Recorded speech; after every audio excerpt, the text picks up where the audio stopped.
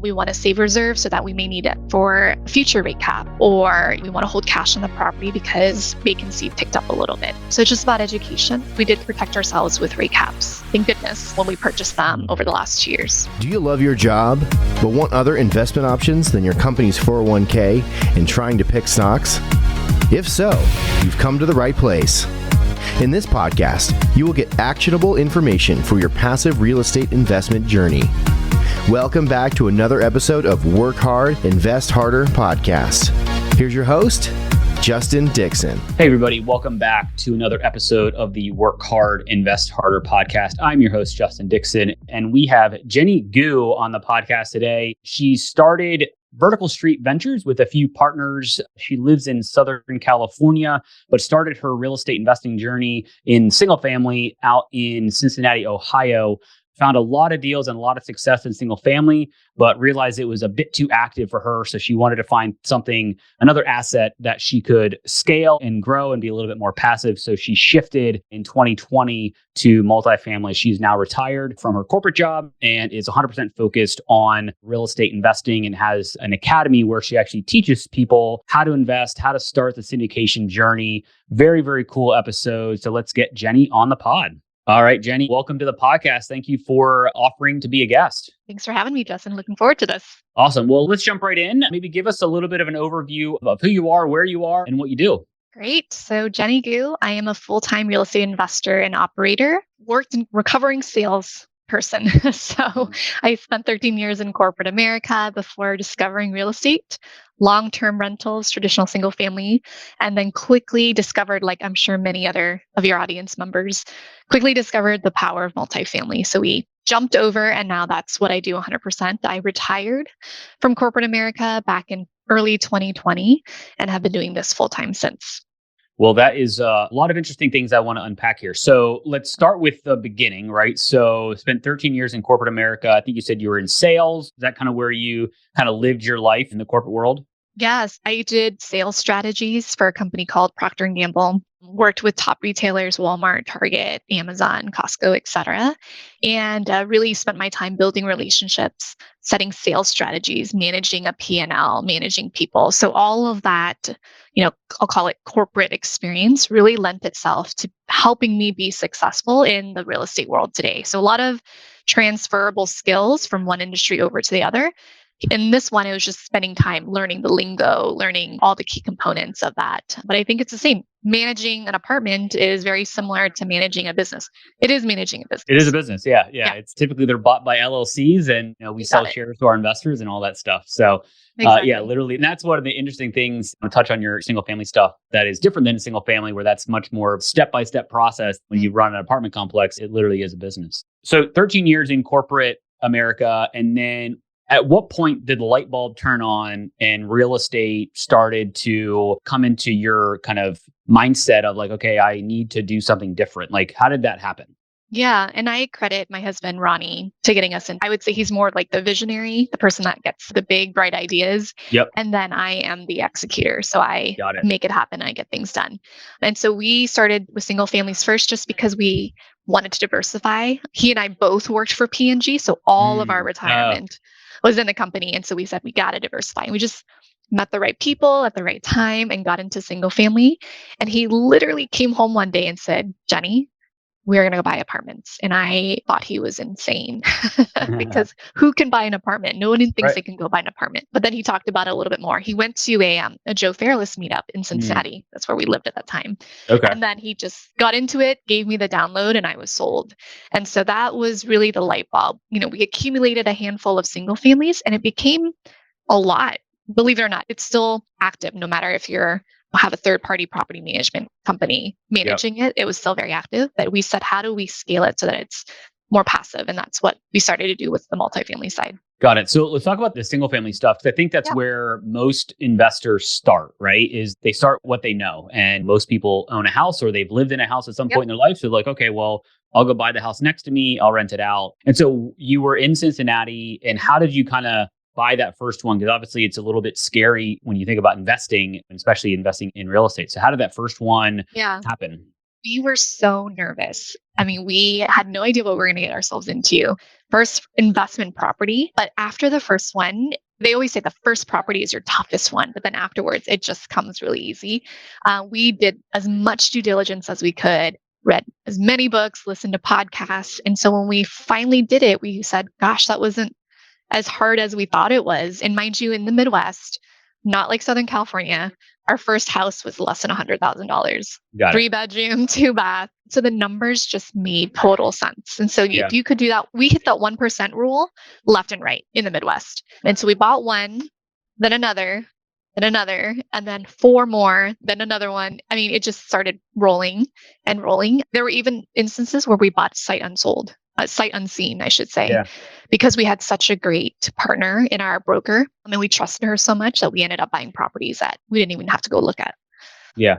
And that's the best part about when you're in the Midwest, you can find properties that are more cash flow. So you talked about the 1%. So people that don't know, what does that mean when they're looking at a single family house? Maybe that's what they're looking at is to start their journey. What does that mean? Yeah.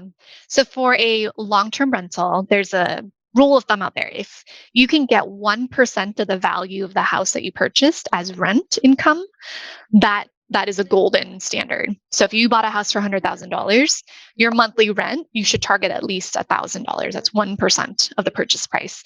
Now, that is feasible where cost of living markets are low, right? So Cincinnati is a great one. The Midwest typically hits the 1% rule of thumb. If you're on the coastal cities, that's a lot harder to try to hit with all the expenses. Got it. And then it sounds like you accumulated a large handful, probably 2 handfuls of single family houses. Were they all clustered in the same geographic region around Cincinnati, or kind of how did that work? And then how did you manage those properties? Yeah, they all ended up being in the Cincinnati region. We ended up leaving, so we're now here in Southern California. But because we had such a great broker who was also real estate agent was also our tenant finder. She also managed the property for us. So it was all in one. I think without her, we probably wouldn't have been able to scale so big so quickly on the single family side. You just have to find the right team to support whatever strategy that you have in place for yourself. Yeah, I think it's interesting, especially we bought our first duplex. We lived in Philly. We bought it in Pittsburgh. So I bought the first one sight unseen. I didn't see it other than a video of it with my broker walking through it until I saw it during the inspection. So it is possible to do it. It's a little scary because you're trusting somebody that you probably have never met other than, a phone or a Zoom. So how do you kind of build that relationship with a broker, and how do you find the right one, right? Because there's real estate agents, I'll call them, or realtors that are focused on, I want to help you find your dream house, right? And then you have investor focus or investor friendly real estate agents or brokers that understand that you're not looking for your forever house. You're looking for something that is going to be an asset for you and your family, right? From a cash flow perspective. So how do you differentiate the two, and maybe how do you find the one that's going to work for you? It's all a relationship business, right? You have to get to know them, trust them. In this sense, in this scenario, she came to us as a referral. So we had a friend who referred us. She happened to work at the same CrossFit gym as my husband did. And so they got to know each other, built a relationship. And then we said, okay, let's test this out. It also helps because she is also an investor, right? Got it. So she's got investment properties. She knows exactly what an investor should be looking for, what makes things work, how much you should spend here to get the rent here. That one would, help you tremendously, especially if it's your first rental property. Someone who knows what you're looking for and has the experience or has been in your shoes as well is critical. Yeah, I remember when I first started, I talked to a real estate agent friend of mine that was an investor in Philadelphia. And he's like, if you look for an agent, make sure you ask them if they invest also. Because if they don't invest themselves, then they're, to your point, they're not going to know what you're looking for. And it's not the best house still in the best block with the best schools necessarily. It's, okay, this one's undervalued and you can buy it and you can raise the rents or whatever. You're going to be able to make this as a good investment. So, and that goes for any partnership. So for example, we have our own CPA firm that is real estate investment focused. So our partner who leads the CPA firm, he also invests in real estate. And so he knows exactly what tax laws apply, which ones don't, what are the benefits. Same thing with the cost segregation company. Like each person has to be familiar with investing in order to give you the maximum benefits. Yeah, I want to dig into that. So the CPA firm, so did you start the firm or did you find a partner through conversations? Like, how did that start? It's very interesting because if you have a CPA firm or you use an accountant, to your point, if they're not really up on the real estate tax benefits, they may miss something that somebody that is an investor, because they're obviously looking out for themselves as well. Like, how do I pay as little taxes as legally possible? So how did that come about? That's interesting. Yeah, so we met a partner who is a CPA, and we brought him into the company, our core syndication company. And given his experience and our expanding network of not just investors, but other syndicators and people in the business, we said it would make a ton of sense for us to launch a company that would benefit from his experience, but then also would benefit the company from an investor standpoint. And so consider it, I would in-house in a sense, right? The CPA firm does our K1s, it does the property K1. So we get a lot of transparency and systems and processes that helps make everything more efficient. Yeah, very interesting. I may want to talk to you offline about that. That's super fascinating. So you started your journey single family, right? And so we're about to jump into the multifamily side, because I'm assuming you're going to get to the point where like, I need to be less active, more passive, scale faster, bigger. And that's typically the inflection point of like, okay, let's stop buying onesie twosies. Let's go up to 10, 20, 30, 40, 50. So, but before we jump into the multifamily side, let's take a quick sponsor break. So we will be right back. Whether you're trying to hire a full-time employee or a contractor to fill a gap, Hire Tomorrow can help. Hire Tomorrow is a boutique recruitment firm that has successfully filled sales and marketing, human resources, and technology positions with companies ranging from startups to Fortune 500. If you're struggling to find the right talent, check out hiretomorrow.com or reach out to recruiting@hiretomorrow.com to see how they can help. All right, we are back on the Work Hard, Invest Harder podcast. We've got Jenny Gu on the pod. And so we got to the point where you were working a W-2. I'm assuming you're still working your W-2 while you're acquiring these single family houses, right?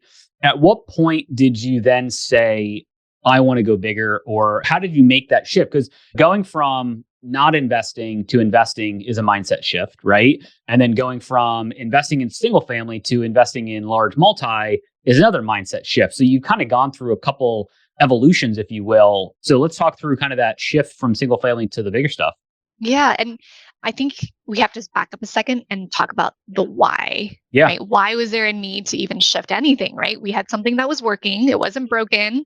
Sure. And so what really drove us to change our direction a bit was the fact that we had life events that happened that made us realize we wanted to prioritize family first. And in order to do that, we needed to move back to the West Coast. Okay. Got it. We had lived in the Midwest for 11 years. And so we said, okay, I'm always a big thing about right time, right place, right meeting the right people. And so everything just kind of fell together in the sense that we had this experience in single families. We said, how do I spend more time with family, work less? I loved P&G. I just didn't love what I was doing. And so could passive income and real estate be my answer to get out and retire? Okay.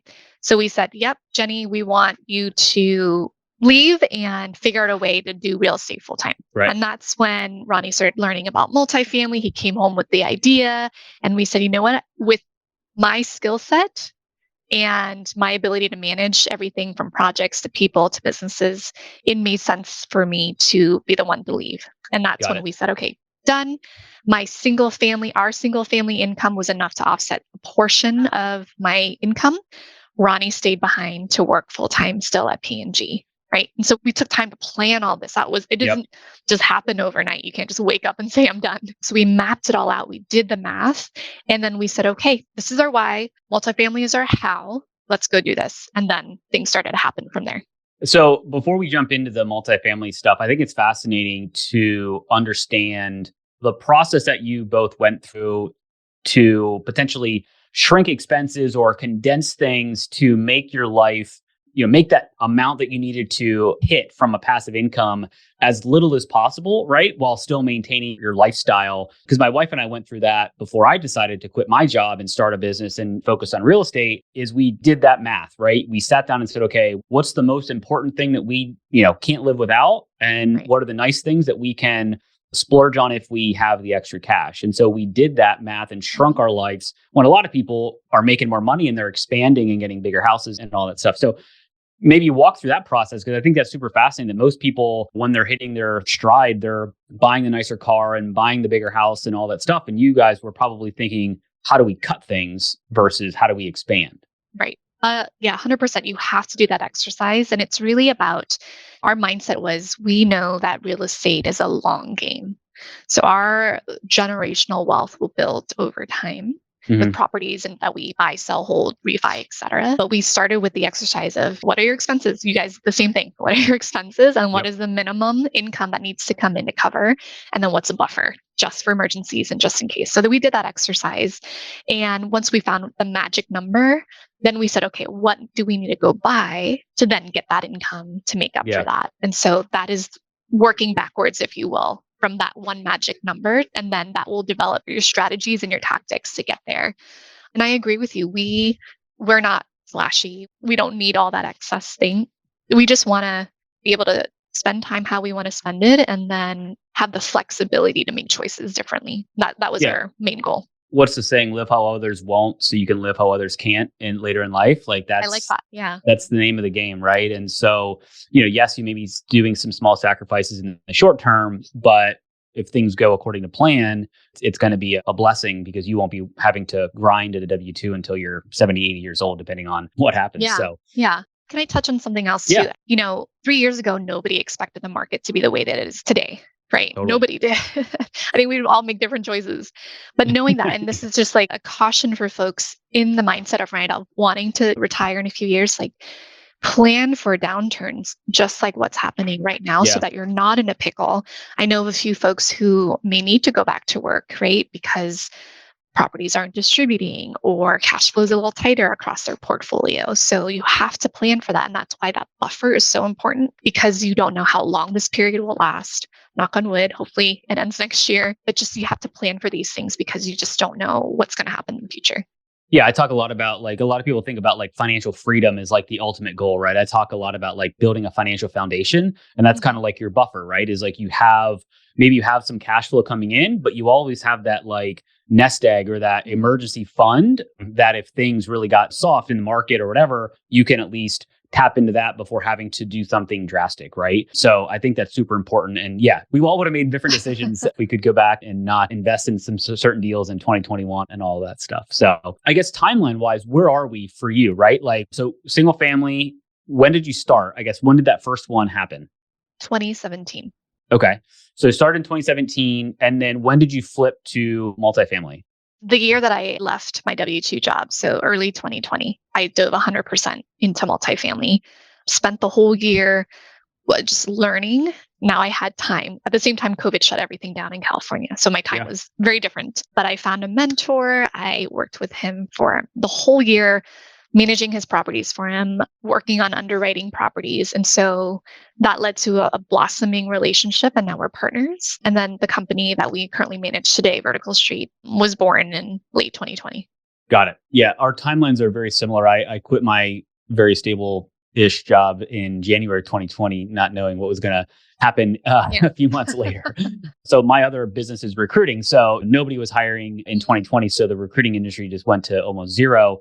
So the silver lining of that is it did give me a lot of time to learn, underwrite, how to figure out what markets are interesting to me and investors and things like that. So walk through that journey of 2020. And obviously you had a mentor. That's amazing. And I think education is probably the most important thing when you're starting your real estate journey, is making sure you talk to people, find mentors that have already gone through the hurdles so you don't have to jump through them, right? You can kind of learn from some of their mistakes. So how did you kind of start that multifamily journey? Because it is different underwriting a 100-unit apartment complex versus a single family house, right? There's a lot more that goes into it. So how did you kind of start the journey? And did you start with 100 plus units, or where did you start in the multifamily space? Yeah, so 100% agreed that learn from other people's mistakes. And so find a mentor who can help you shave down that extra time and money spent if you were to try to do this on your own or, what have you. And so I got firsthand experience on it. I jumped right into property management and asset management just by helping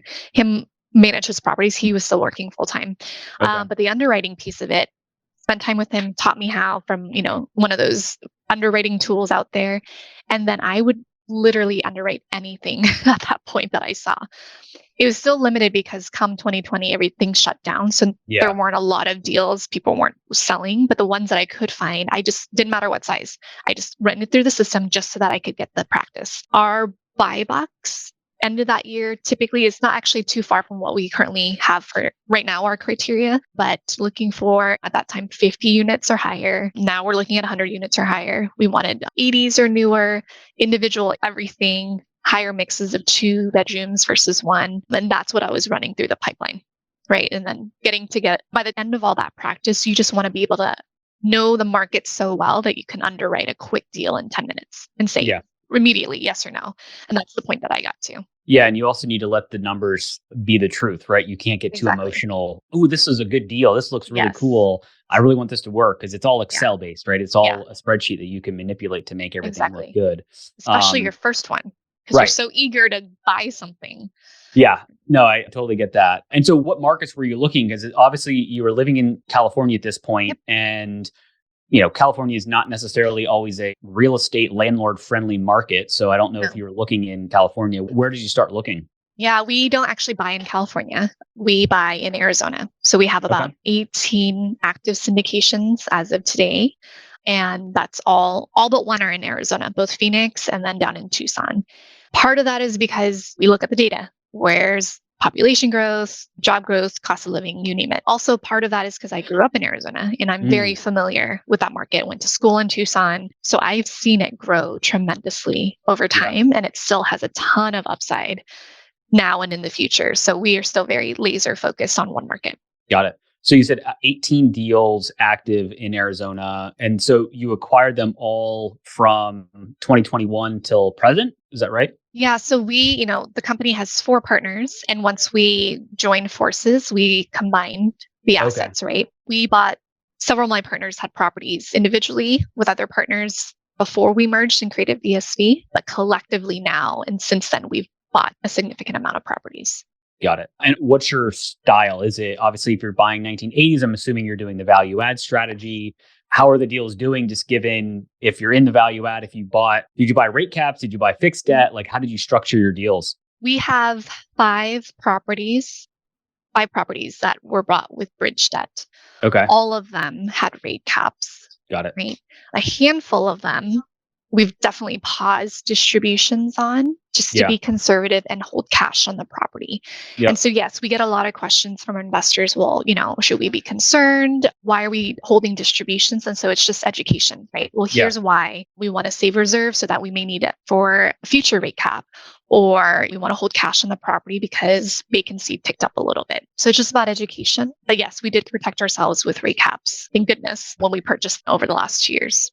Yeah, there's a lot of, I'm sure you're well aware of some of the horror stories that are going on throughout the multifamily and just commercial real estate space with capital calls and foreclosures and just all this stuff. It's very interesting. So with the 4 partners, are all 4 partners solely focused on Arizona, or does each partner have their own geography that they focus on? Nope. Our company as a whole is focused on the Arizona marketplace, and we all play a different role. So we have Kyle lives in Arizona. He is our boots on the ground, and he is in charge of our acquisitions and our asset management team, right? And then we have a team here focused on capital markets and investor relations.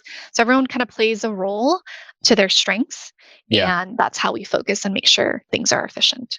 Got it. I was going to ask you kind of because obviously there's a lot of jobs, if you will, in multifamily syndication. So what role do you play? Are you investor relations, or are you kind of on the underwriting side? Like, where does that fit? Yeah. I would say when we first started, and just like any startup, we are everything. Yeah, everybody is everything. Right? Everything, multiple hats. These days, now that we've built out our team, so I actually focus a lot of my time on our academy. So we do teach other people how to be syndicators. And then the other part of my role, I kind of touch on every business because I need to be hands-on on the asset side as well, alongside Kyle, to know and stay in the business to get things moving and make sure things are taught correctly, right, as part of the academy. And I also have my hands on the investor relations side, managing relationships with investors and then helping to raise capital. And then as a company, a lot of the operations as a company as well. Got it. How do you handle property management? Are you third party? Are you fully integrated? Obviously, your company's called Vertical, so I didn't know if it was vertical integration or not. I never realized that tie-in until you just said that. So no, we hire third-party property Okay. management. Do we have the scale to potentially dabbling into a vertically integrated PM? I would say potentially. Right now, though, I think we want to focus on what we do well first. Yeah. Eventually, over the years, once everything's stable, then potentially that could be an option. But right now, we hire third party. And in fact, we have different ones in Phoenix and in Tucson just to keep things interesting. Yeah, it's always good to have a few options, right? Because it's all about the people. The company is one thing, but it's all about the people that are actually operating the property. And so company A may lose somebody because they've got to move somewhere else, right? And so you've got to scramble to hire or find that right person. And so you said you have 18 deals. How many units total in Arizona? We have over 1,500 units. Okay. So these are all mostly smaller-ish, like, We have a mix. So our smallest in the portfolio is 22 units. Okay. Our largest is 252. Got it. And we have a wide range because a handful of our smaller deals we do with our students. Mm. And so we co-GP with them. We help them get their foot in the door. We provide all the resources and we teach them and start to finish on how to run a syndication. And so that's why a chunk of our portfolio is on the smaller side. Interesting. So how does that work? So if somebody's listening to this and they want to like dip their toe in the water and get some coaching, how does your academy work? Yeah, so it's a very hands-on approach type academy. We know there's lots of them out there, but we just tailored it so that we were able to provide the most amount of value. It's basically very similar in the fact that there's mastermind sessions. We bring guests in, we have office hours, we have coaching. What separates us is truly the hands-on part. So anytime that there's a due diligence on our properties, our students can come.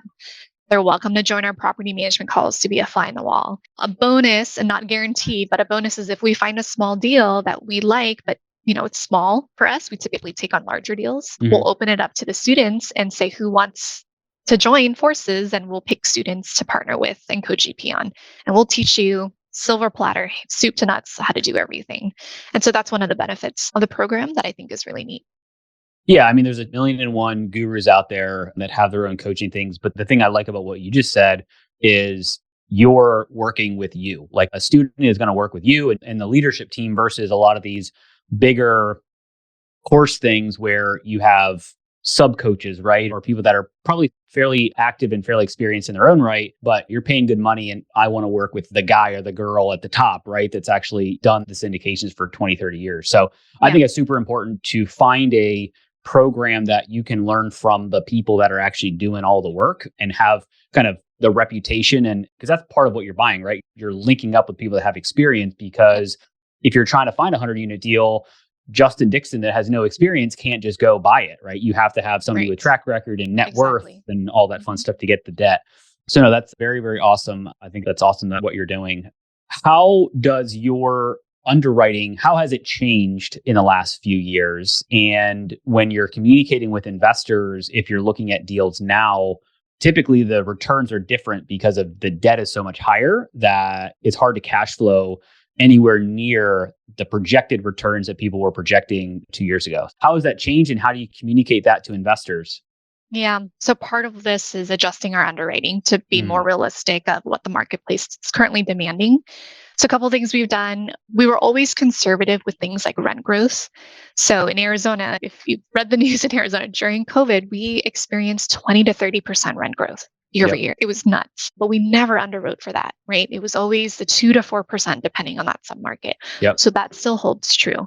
We actually put 0% rent growth in year one. We just don't know. We don't want to, you never know in that first year, especially when you're stabilizing the property. Our expenses, we've bumped that increase up. Before it was 3%. Now, it's depending on what that expense is, it might be 4 to 5% year over year growth.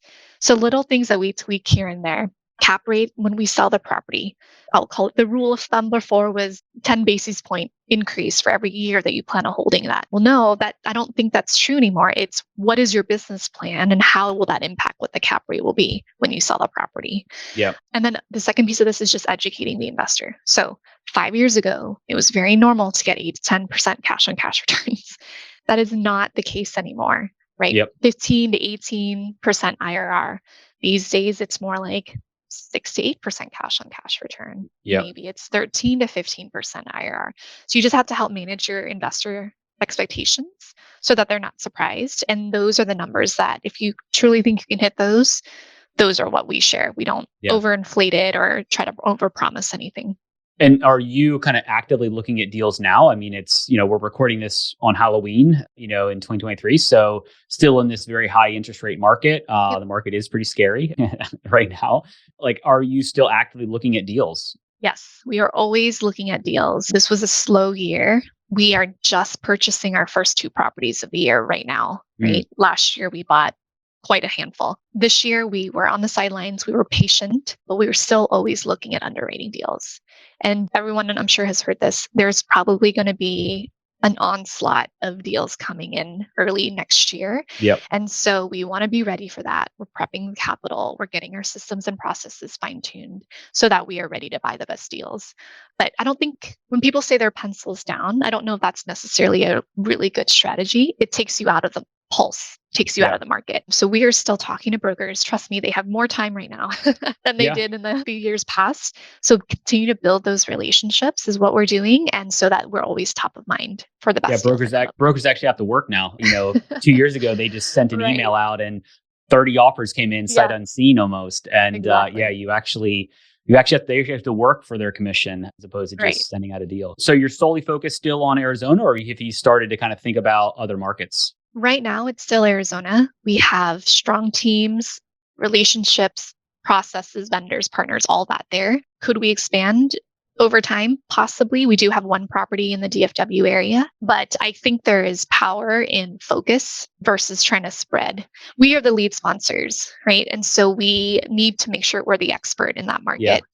If you start to just do this too quickly or too often, then you're now relying on other people to be boots on the ground, or you're relying on other people to know that marketplace. And that's not the position we take. Yeah, there is power in niching down into a specific market or a specific type of asset or whatever the case is. So, I think some people think about it's very limiting and, I'm only going to look at this market and there's limited deals. But yeah, to your point, you become an expert and you start to hear about or get access to deals that aren't hitting the market, right? They're off market deals, or they're, hey, this guy would sell at this price if you can get close, kind of a thing. And I'm sure that's a lot of the deals that you're looking at right now are maybe not even listed, or they're kind of pre-list and you can get a first crack at them, which is the best place to be, because once they hit the market, they probably already have gone through that soft launch emails chain already. So as you think about kind of the 2024, is it still steady as she goes as far as like looking at the same buy box in Arizona? And are there any interesting things that you're doing as far as raising capital through, do you do a fund model or do you do it deal by deal? Like, how do you typically go about that? Yeah, right now our buy box is still the same, very similar to what we're looking for in the last year. I don't think that'll change in 2024. Our investor capital is, I think, shifting. So in the past, we did do a syndication asset by asset. Yep. This year, we launched our second fund with multiple assets in that, just because we polled our investors and that's what they said they wanted, diversification in a portfolio. We traditionally have our retail investors. We are also now entertaining a lot more relationships with family offices and more institutional capital. I think that's just a natural progression as you grow. Yeah. And so our strategy has shifted a little bit, but buy box is still the same. Return projections are very strict. We have a certain projection that we want to hit. And so that drives where we look.